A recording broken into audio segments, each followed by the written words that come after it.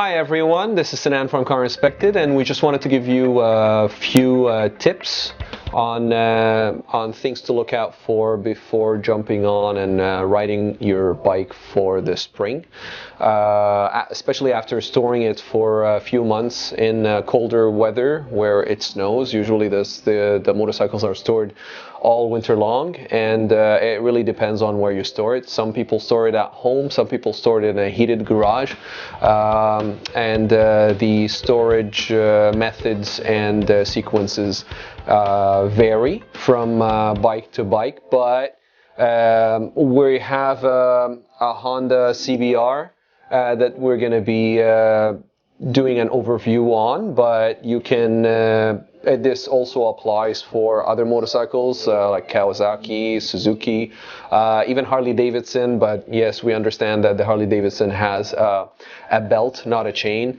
and some motorcycles have a drive shaft system driving the rear wheel. But the overall condition of the bike needs to be checked before you jump on the bike in the spring. And this is what we're going to be going through on this bike. Okay, so here we are. We prepped this bike and loosened up the covers just to show the battery. We wanted to start with a battery because that's what one of the first things to look out for is to make sure that the motorcycle has power.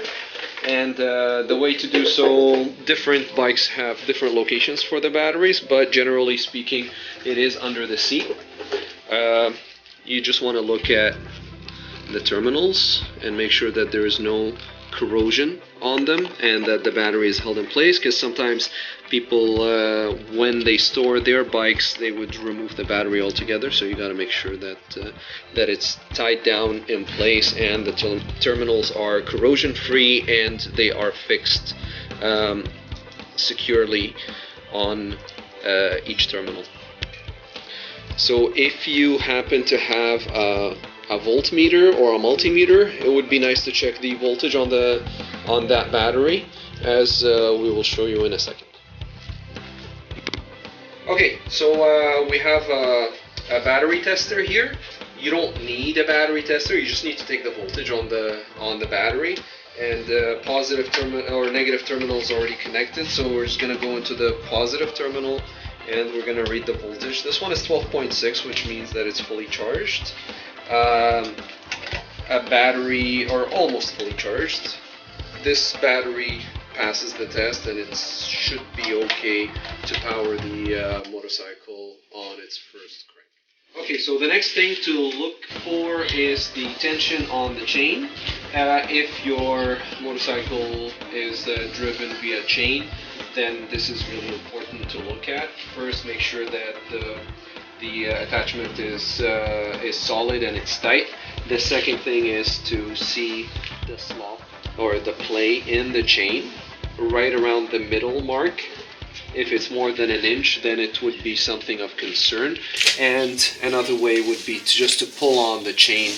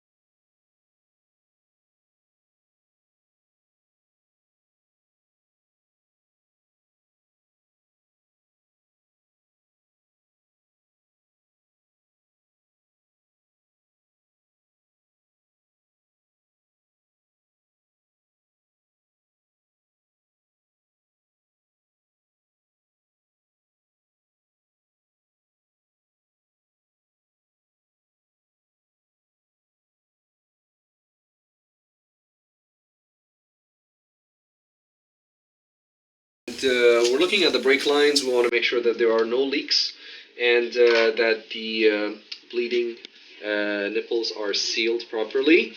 And you're looking at the disc for any corrosion, or in this case, it's in really good condition and it's very clean. And you want to look and make sure that the ABS disc does not have any impurities or anything that is blocking any of these slots. ABS sensors right here, make sure that it is in place and it's fixed.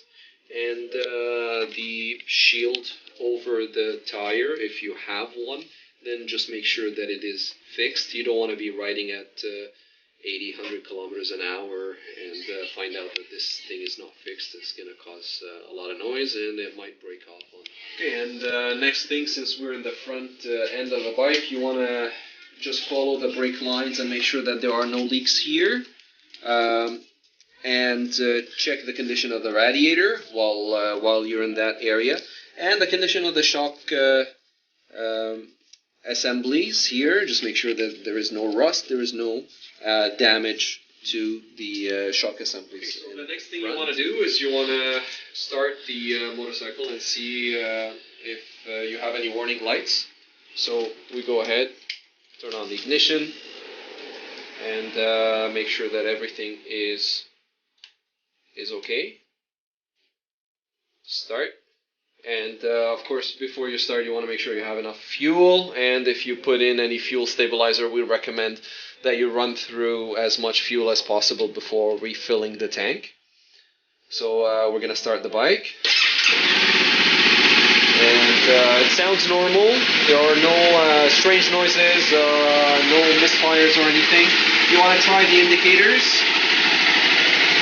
Here's the right, the left, high and brake.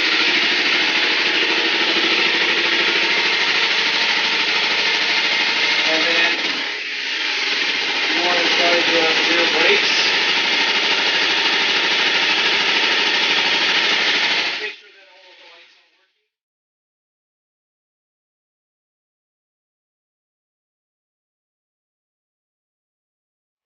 We hope that this helps somebody out there, and we'll see you on the next video.